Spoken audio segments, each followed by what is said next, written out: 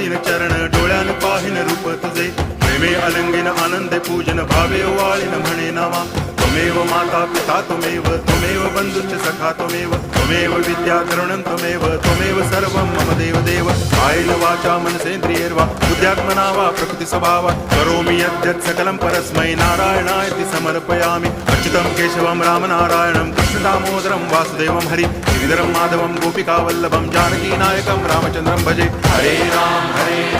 Ram Ram Hare Hare Hare Krishna